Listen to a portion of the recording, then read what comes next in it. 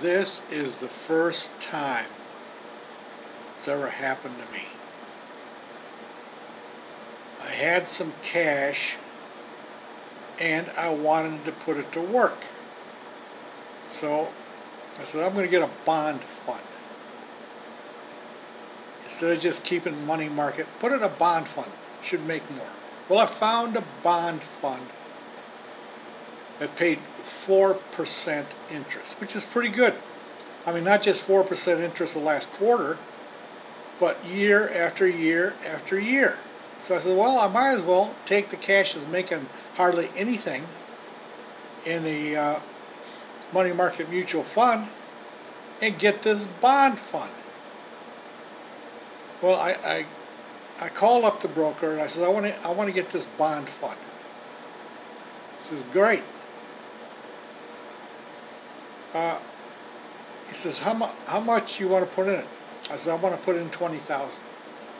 He says, I'm sorry, but this bond fund minimum is $25,000. I said, okay, go ahead, make it $25,000.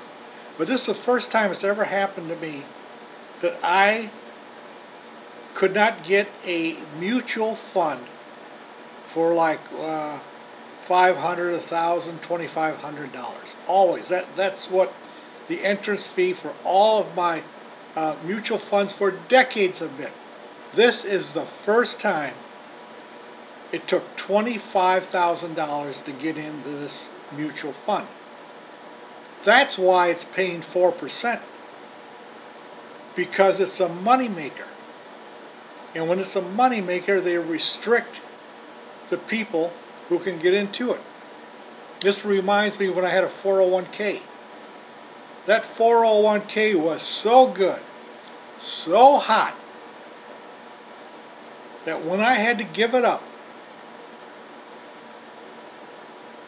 I started searching for the same funds that were in that 401k. I wanted to keep going, even though I had to give up my 401k.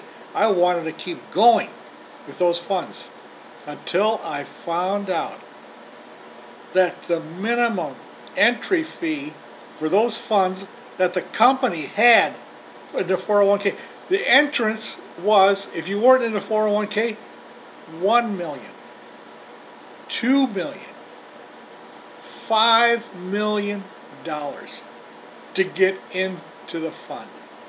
No wonder they were paying so good, because it was only for the wealthy.